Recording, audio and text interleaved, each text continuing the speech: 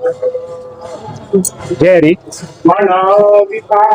किती छान पद्धतीने आपल्या समोर हा सोहळा आपल्याला आज बघायला मिळतोय आणि त्याचा बेस जो आहे आणि ती जी जुनी परंपरा जी आमच्या पूर्वजांनी रचलेली आहे त्याच्यामुळे आज आपल्या समोर हा दिव्य सोहळा जो भक्ती आणि शक्तीचा अधिष्ठान आहे तो आज आपल्याला अनुभव करायला मिळतो.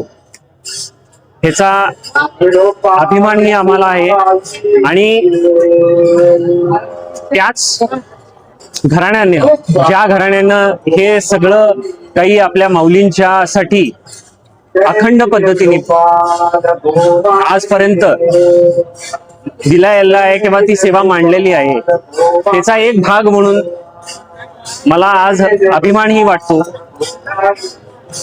जे काही पूर्वजांच्या पुण्याईमुळे आमच्या ह्या घराण्यांनी आणि माऊलींच्या आशीर्वादाने इथपर्यंत आणून पोहोचवलेलं आहे आणि इथनं पुढं आमच्या साठी म्हणून त्यांनी ही रचना मांडलेली आहे. इथून पुढं आपली जी जबाबदारी आहे, आमच्या या घराण्याची जी जबाबदारी आहे, प्रत्येक वारकऱ्याची जी जबाबदारी आहे किंवा जी तरुण पिढी आमच्या सोबत आहे त्यांची जी जबाबदारी आहे ती पूर्ण पद्धतीने शिस्त वरती अवलंबून आहे.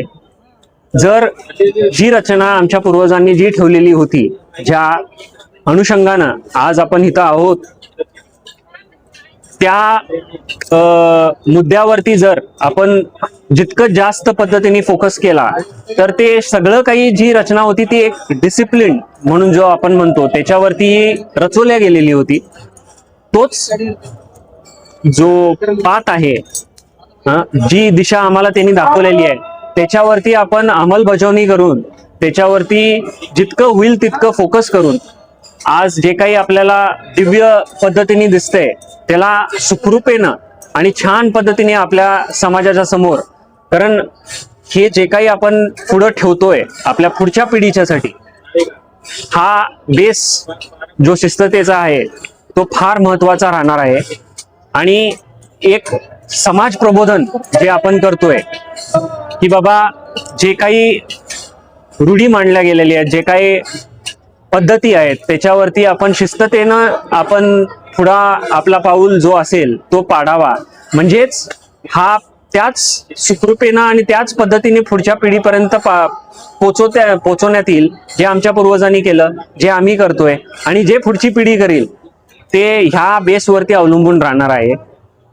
ही परंपरा जे माऊलींच्या या पूर्ण सोहळ्याच्या साठी जे 2 अश्व आहेत ज्यांच्यासाठी हे काही सगळं काही आपण आज इथं बसून आपले 2 रिंगणं पार झालेले आहेत आणि तेही शिस्ततेचा हा भागच आहे.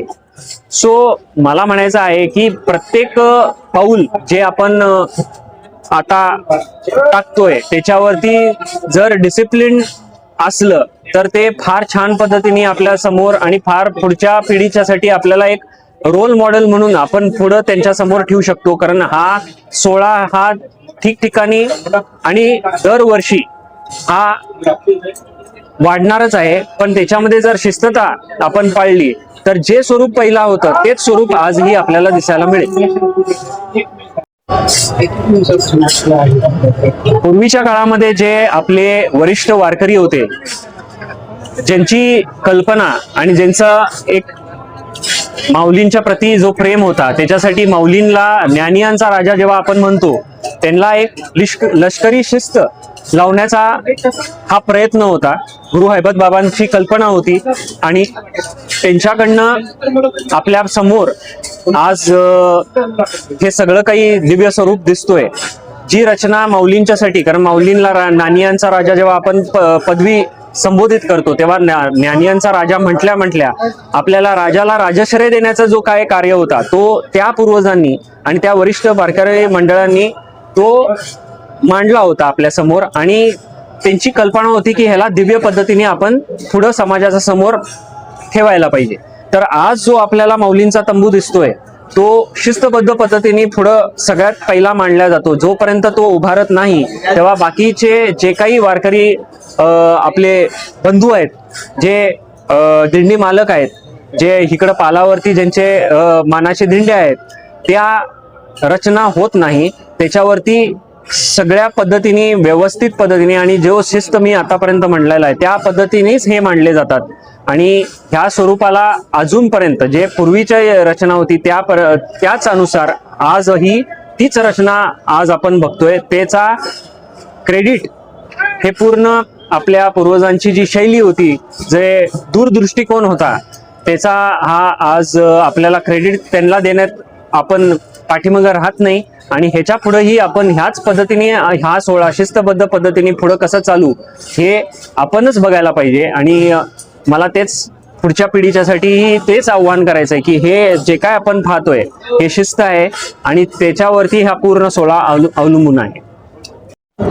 आपण ह्या सोहळ्यामध्ये जसं पुढं माऊलींची भेट पांडुरंगाच्या जवळ याचा जो क्षण असतो, तर जे खडतर प्रवास वारकरी करतात तर त्यांना जो प्रवासामधला जो शीण असतो तो निघण्याच्यासाठी म्हणा किंवा ती उत्स्फूर्तता, ती उत्तेजितपणा आणि ती जे काय त्यांच्या माऊलींचा जो प्रेम आहे तो आपल्याला रिप्लेनिश आणि रिएनर्जाइज करण्याच्यासाठी जो रिंगणं होतात ते रिंगणं आज आपण पाहतोय. कारण त्याच्यामध्ये माऊली स्वतः अश्वांवरती नेतृत्व करतात आणि ते आरूढ असतात. आणि ती जी भावना आहे ती लोकांपर्यंत आणि आपल्या माऊली भक्तांमध्ये ती सारखी सारखी आपल्या समोर दिसण्यात येते. आणि त्यांचा जो प्रेम असतो तो डोळ्यातनं आपल्याला अनुभव करायला येतो. जो अश्व असतो तो त्याच्यामध्ये दिव्य शक्ती असल्यामुळे आणि माऊलींचा आशीर्वाद असल्यामुळे तो जो वेग असतो आणि ज्या पद्धतीने ते दौडतात, पण त्याच्यात काय आहे, शिस्त आपणच बाळगायला लागते. का? कारण अश्व जेव्हा दौडत असतात त्या वेगाला आपण अडथळा आणला नाही तर ते आणि जास्त पद्धतीने आणि चांगल्या पद्धतीने ते स्वरूपात आपल्याला दिसायला मिळेल. कारण लोकांची भावना असते बाबा अश्व आहेत पण ते कसं आहे की त्यांनी काही उधळण करण्याचा प्रयत्न करतात, ती उधळण नाही केली तर तो जो वेग आहे, तो जो स्वरूप आहे, ती जी रचना आहे ती आपल्याला छान पद्धतीने एकदम सुंदर पद्धतीने जर म्हटलं तर आपल्याला तो सोहळा बघायला मिळतो. आणि जसं जे वाट आहे जी कमी होत जेव्हा पांडुरंगाच्या भेटीच्या कडे आपण जातो तेव्हा त्याची एनर्जी आपल्याला रिप्लेनिश होती, रिएनर्जाइज होतोय. आणि प्रत्येक वारकऱ्याला ती आस असते की बाबा आता धावती भेट आहे आपली पांडुरंगाच्या वाटेवर, तर ती भेट आपल्याला त्याच पद्धतीने करावी जी आम्हाला आस त्या म्हणजे सोहळा चालू होण्याच्या अगोदर होती. तीच आस आता आपल्याला 10 पटीनं जास्त पद्धतीने पांडुरंगाला भेटायच्या टायमाला आपल्याला अनुभवायला मिळते. आणि हा जो रिंगण आहे तो त्याचा प्रतीक आहे.